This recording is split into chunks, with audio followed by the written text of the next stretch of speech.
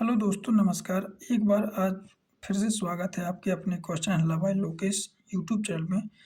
तो मैं आज लेके आया हूँ क्लास क्लास 9th की साइंस, जो कि पूरी साइंस को कवर करेंगे, जो कि आने वाली सभी प्रतियोगी परीक्षाओं के लिए आरआरबी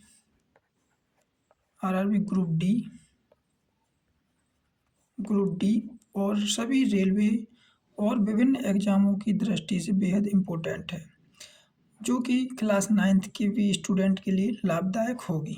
चलिए तो शुरुआत करते हैं पहले प्रश्न से कि द्रव या पदार्थ किसे कहते हैं। मन में आता है कि द्रव या पदार्थ किसे कहते हैं। तो पदार्थ किसे ऐसी वस्तुएं जो स्थान घेरती हैं, अर्थात जिसमें द्रव्यमान तथा आयतन होता हो, पदार्थ कहलाते हैं। यानी कि बात जिसमें द्रव्यमान हो तथा आयतन भी होता है, उन्हें पदार्थ कहते हैं। सीधी सी बात। द्रव्यमान तथा भार में संबंध। तो अगर द्रव्यमान और भार में अगर संबंध की बात करें तो W बराबर mg। m क्या है? द्रव्यमान है। g क्या है? त्वरण है, गुरुत्वीय त्वरण। क्या ये देखिए W बराबर mg, यानी कि ये W भार बता रहा है और ये ऑब्जेक्ट का द्रव्यमान बताता है और ये गुरुत्वीय त्वरण को बताता है। तो अगर आपसे पूछे कि द्रव्यमान तथा भार में संबंध, तो W बराबर mg होता है। चलिए थोड़ी सी और जानते हैं इसके बारे में। अब हम समझेंगे कि पदार्थ के कणों के अभिलाक्षण गुण क्या हैं। तो पदार्थ के जो कण होते हैं वो गतिशील होते हैं। कैसे? मान के चलो मैंने ये बताया है, कण निरूपित किए हैं, तो ये निरंतर गति करते रहते हैं। दूसरा गुण क्या है कि पदार्थ के कण एक दूसरे को आकर्षित भी करते हैं। क्या करते हैं? एक दूसरे को आकर्षित भी करते हैं। तो पहला गुण निरंतर गतिशील होते हैं और दूसरा पदार्थ के कण एक दूसरे को आकर्षित करते हैं। चलिए अगली। अब हम समझेंगे पदार्थ की अवस्थाएं। क्या? पदार्थ की अवस्थाएं। तो पदार्थ की अवस्थाएं आप सभी जानते हैं कि कौन कौन सी होती? ठोस, द्रव, गैस। कौन? ठोस, द्रव, गैस। ये पदार्थ की अवस्थाएं होती हैं। हम एक एक करके जानेंगे पदार्थ की अवस्थाओं के बारे में। चलिए पहले बात करेंगे हम ठोस के बारे में। क्या? ठोस के बारे में एक डायग्राम मैंने लगाया है, देखिए डायग्राम देखिए। तो इस डायग्राम से हम देख के बता सकते हैं। पहली बात तो ठोस कैसे? जिसका आकार और आयतन दोनों क्या हों? फिक्स, यानी कि निश्चित हों। क्या? आकार तथा आयतन दोनों निश्चित हों तो ठोस कहेंगे उसको। साथ ही साथ आपको देख रहे होंगे आप इस पिक्चर में कि ठोस के जो कण हैं बहुत पास पास होते हैं। क्या होते हैं? पास पास। तो आपने देखा कि ठोस के कण बहुत ही पास पास होते हैं और देखिए एक दूसरे बहुत ही इनके बीच में रिक्त स्थान कम होता है। जैसे कि मैंने बताया कि आकार और आयतन दोनों निश्चित होते हैं। जैसे उदाहरण पे बात करें तो लोहा, पत्थर की लकड़ी, बर्फ आदि। अब हम द्रव के बारे में जानेंगे कि द्रव के देखिए, तो इस डायग्राम में देखिए कि इस द्रव के जो कण होते हैं वो ठोस की अपेक्षा थोड़े दूर दूर होते हैं और इनमें आकर्षण बल होता है वो ठोस की तुलना में कम होता है। तो हम द्रव के बारे में जानें कि द्रव का आयतन तो निश्चित होता है। द्रव का आयतन तो निश्चित रहता है, परंतु इसका आकार निश्चित नहीं होता है। क्या नहीं होता है? आकार निश्चित नहीं होता है। द्रव कहलाती है, यानी कि द्रव किसको कहेंगे? जिसका आयतन तो क्या फिक्स हो, आयतन क्या हो? फिक्स हो, परंतु आकार निश्चित ना हो, द्रव कहलाती है। जैसे जल। देखिए जल आयतन में फिक्स होगा, जिस बर्तन में डालेंगे उसी का आकार ले लेगा, तो आकार निश्चित नहीं होता लेकिन आयतन फिक्स होगा। जैसे मिट्टी का तेल, जिस बर्तन में लेंगे उसी के शेप ले लेगा, तो आकार निश्चित हो गया कि नहीं हो गया। अब हम बात करेंगे गैस, पदार्थ की तीसरी अवस्था गैस की। इसमें पढ़ेंगे जिसका आयतन और आकार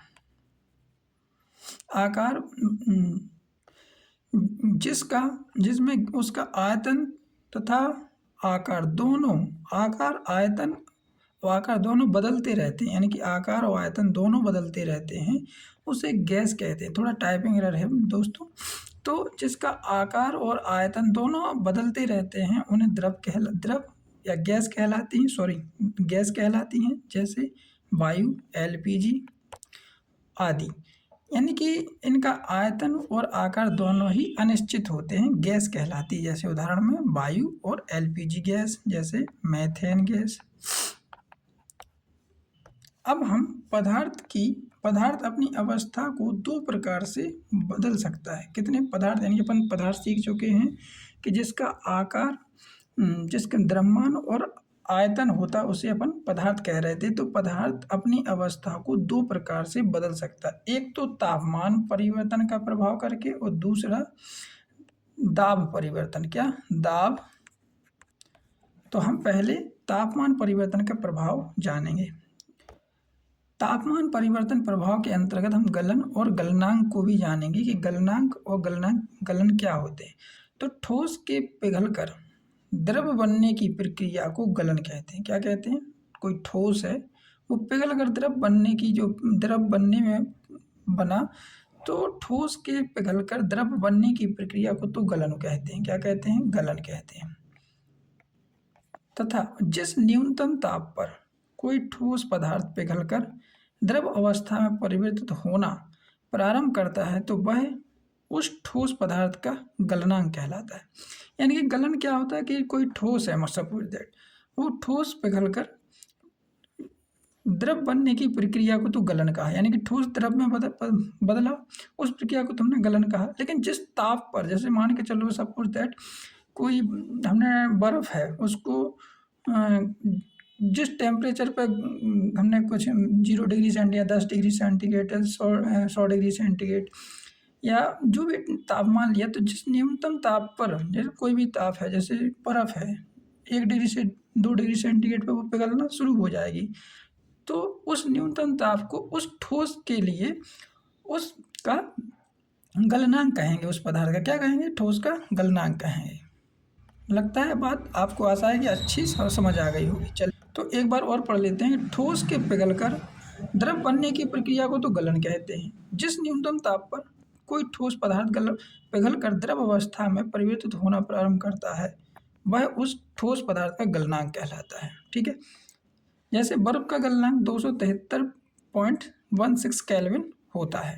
यहाँ एक इम्पोर्टेंट पॉइंट जाने, ठोस से द्रव, क्या? ठोस से द्रव, यानी कि ठोस से द्रव अवस्था में परिवर्तन को क्या बोलते हैं? फ्यूजन या संगलन। क्या? संगलन भी कहते हैं। यानी कि कोई ठोस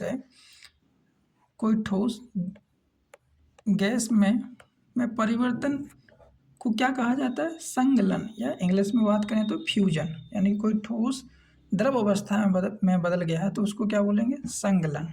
ठीक है। अब हम समझेंगे क्वथनांक क्या होता है। क्वथनांक द्रव की गैस में बदलने की प्रक्रिया को क्वथनन। क्या? कोई द्रव है मान चलो लिक्विड, उसके गैस में बदलने की प्रक्रिया को क्या कहते हैं? क्वथनन। क्या? क्वथनन। इसी को बॉयलिंग या अपनी भाषा में उबलना बोलते हैं। जिस ताप पर द्रव गैस में बदलना प्रारंभ कर देता है उसे क्वथनांक कहते हैं। क्या? यानी कि कोई लिक्विड है, द्रव है, वो गैस में बदलना शुरू हो जाए, यानी कि भाप बनना शुरू हो जाए, तो उसे हम क्वथनांक कहते हैं। ठीक है। आ गई बात समझ में? आशा करता हूँ कि आपको समझ में आ रहा होगा। चलिए आगे बढ़ते हैं। अब हम बात करेंगे संघनन या द्रवीकरण। एक ही चीज होती है संघनन या द्रव। तो गैसीय अवस्था से द्रव अवस्था में बदलने को क्या कहते हैं? संघनन। कोई गैस है, मान के चलो कोई गैस है, उसको हमने किस में लेके आए? लिक्विड में। तो इस प्रक्रिया को क्या बोलते हैं? संघनन या द्रवीकरण। यानी कि गैस से द्रव अवस्था में बदलना क्या कहलाता है? संघनन।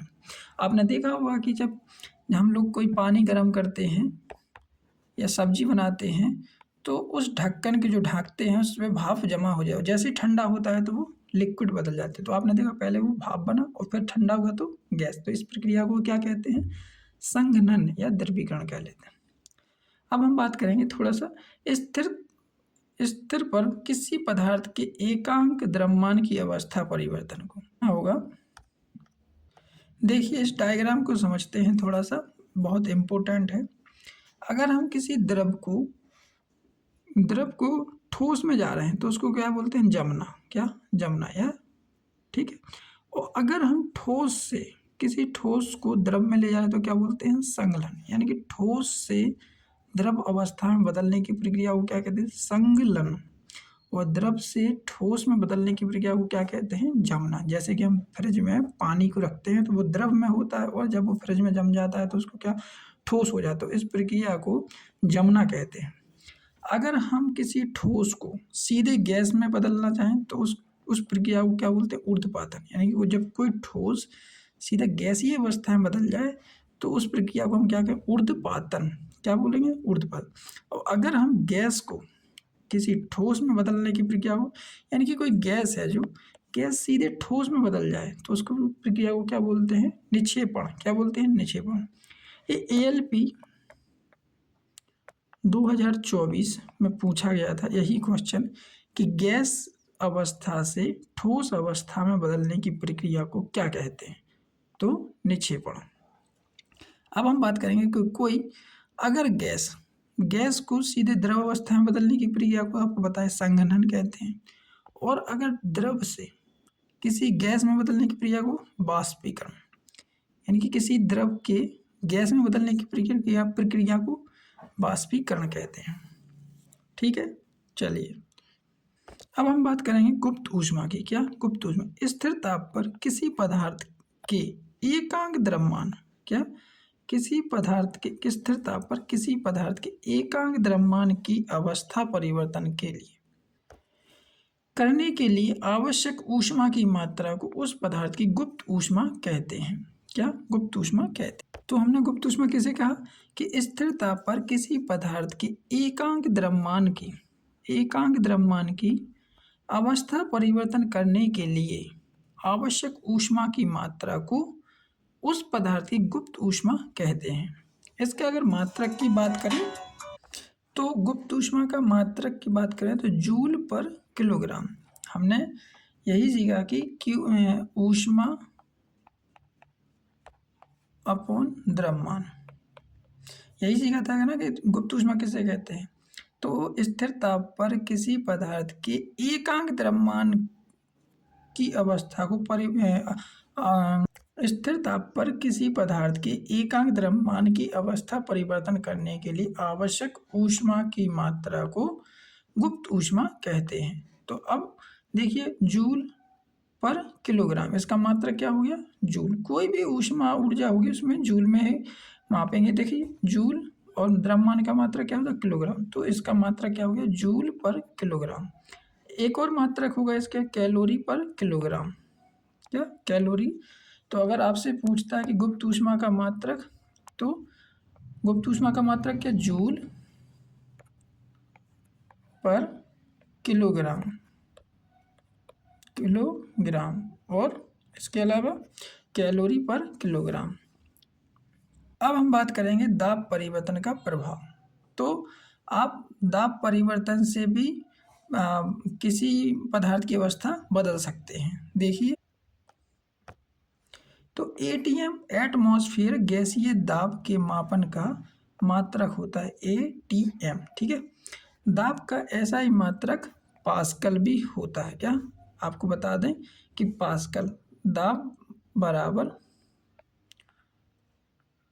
Force per unit area.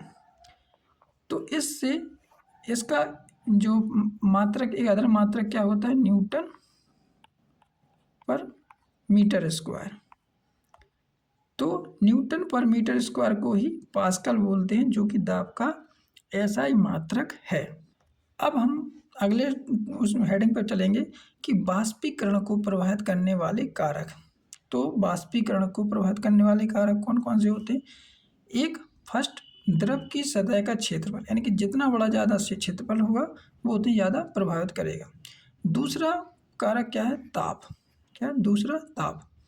और तीसरा वायु की चाल, और चौथा आर्द्रता। यानी कि ताप जितना ज़्यादा तब भी बाष्पीकरण ज़्यादा होगा, हवा की गति जितनी ज़्यादा होगी तब भी बाष्पीकरण ज़्यादा होगा। और आर्द्रता से भी आप नमी, जितनी ज़्यादा गर्मी पड़ती है तो नमी वाली होती है तो बाष्पीकरण कम होता है। तो ये फैक्टर हैं, ये कारक हैं जो बाष्पीकरण को प्रभावित करते हैं। पहला क्या क्या, द्रव की सतह का क्षेत्रफल, दूसरा ताप, वायु की चाल और आर्द्रता, ये सारे कारक हैं जो कि बाष्पीकरण को प्रभावित करते हैं। आपको बता दें कि बाष्पीकरण के कारण शीतलता, एसीटोन को हथेली पर रखने पर हमें ठंडक महसूस होती है। दूसरा आपने देखा होगा कि गर्मियों में मटके का पानी ठंडा रहता है। क्यों? कि जितना अच्छा बाष्पीकरण होगा उतना ज़्यादा पानी अपना ठंडाता है। दूसरा, गर्मियों में हमें सूती कपड़े क्यों पहनने से बर्फीली जलन से भरे गिलास की बाहरी सतह पर जल की बूंदें, यानी कि गर्मियों में हम सूती कपड़े क्यों पहनते, इसलिए, और बर्फीली जल से भरे गिलास यानी कि बर्फ से भरे गिलास की बाहरी सतह पर जल की बूंदें आ जाती हैं। तो ये सब बाष्पीकरण के कारण ही होता है। दोस्तों अब हम सीखेंगे पदार्थ के प्रकार। क्या? पदार्थ के प्रकार। तो आपको बता दें कि शुद्ध पदार्थ और अशुद्ध पदार्थ। कौन कौन से? शुद्ध पदार्थ यानी कि दो प्रकार के होते हैं, शुद्ध पदार्थ और अशुद्ध पदार्थ।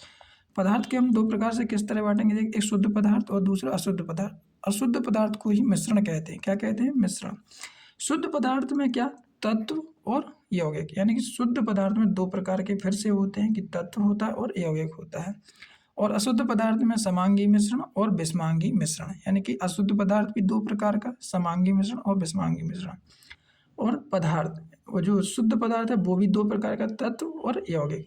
अब हम तत्व की बात करेंगे तो तत्व जो सिर्फ और सिर्फ एक ही प्रकार के कण से मिलकर बना होता है उसे तत्व कहते हैं। जैसे उदाहरण कॉपर, लोहा, हाइड्रोजन आदि, ये क्या है? सारे के सारे तत्व हैं। क्या है? तत्व।